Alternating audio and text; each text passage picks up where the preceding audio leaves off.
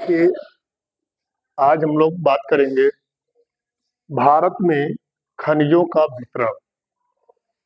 यानी भारत में कौन कौन से खनिज किन किन क्षेत्रों में पाए गए हैं और भारत में उनकी स्थितियां क्या हैं, उनके बारे में हमें चर्चा करना है।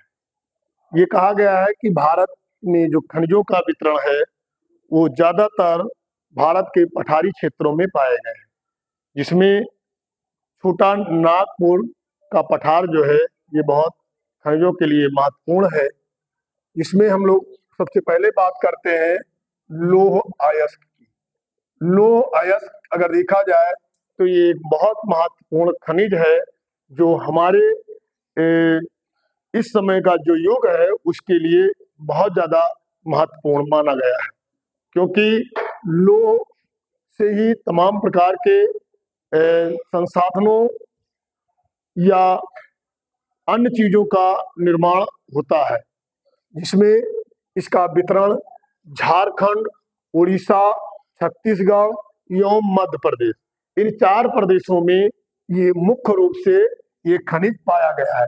मतलब झारखंड, उड़ीसा, छत्तीसगढ़ एवं मध्य प्रदेश, यहाँ पर लौह अयस्क की मात्रा पर्याप्त रूप में पाई गई है।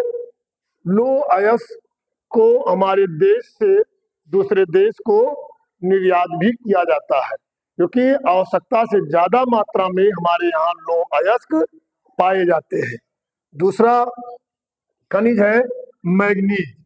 मैग्नीज भी हमारे देश में पर्याप्त मात्रा में पाया गया है। जो इसके जहाँ पर ये पाया गया है उसके जो स्थान है, प्रदेश हैं, उड़ीसा में, मध्य प्रदेश में, कर्नाटक में और महाराष्ट्र में। इन प्रदेशों में ये मैग्नीज पर्याप्त मात्रा में पाई गई है और मैग्नीज का भी भारत दूसरे देशों को निर्यात करता है। तीसरा खनिज है बॉक्साइट।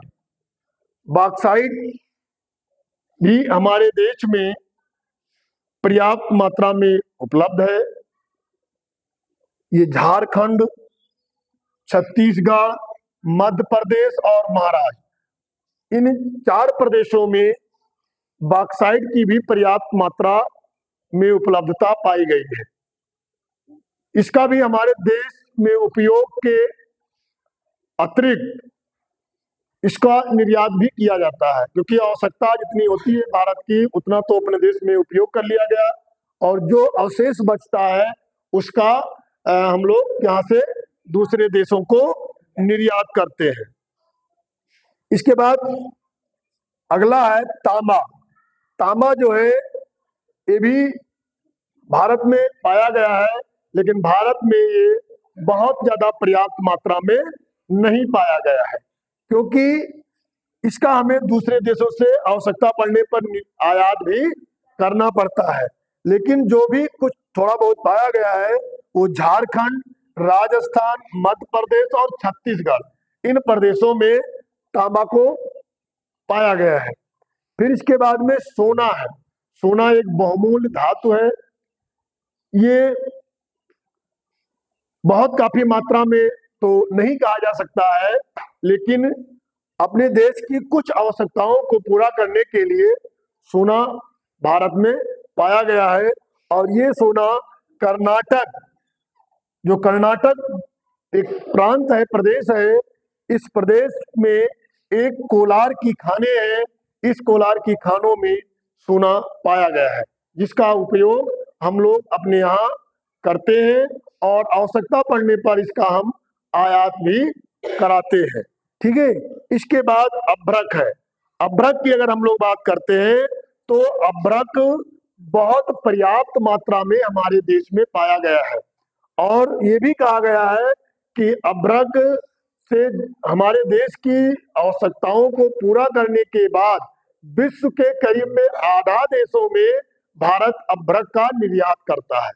भारत जो है अभ्रक का निर्यात करता है। विश्व के आधा, जितना विश्व में अभ्रक की खपत है उसमें से 50% अभ्रक भारत का ही उपयोग में लाया जाता है। तो ये कुछ महत्वपूर्ण खनिज जो थे, जो भारत में इनकी उपलब्धता है और भारत से निर्यात भी किए जाते हैं। बस इसमें केवल मुख्य रूप से अगर देखा जाता है तो तांबा है जो भारत को दूसरे देशों से आयात करना पड़ता है। सोना की मात्रा भी है, लेकिन सोना बहुत ज्यादा मात्रा में नहीं, जब हमारी इतनी आवश्यकताएं होती है, क्योंकि उच्च कोट के सोना हमारे यहाँ भी पाया गया है और ये जो है कर्नाटक राज्य में पाया गया है। तो ये जो महत्वपूर्ण खनिज है, इन खनिजों के बारे में आप विधिवत देख लीजिए। जिन प्रदेशों के बारे में हमने बात किया है, ये सभी प्रदेश भारत में मुख्य रूप से ये पठारी क्षेत्रों में पाए गए हैं, जहां पर खनिजों का वितरण अच्छे से है। ठीक है, तो इनके बारे में आप विशेष रूप से देख लेना है। ठीक है।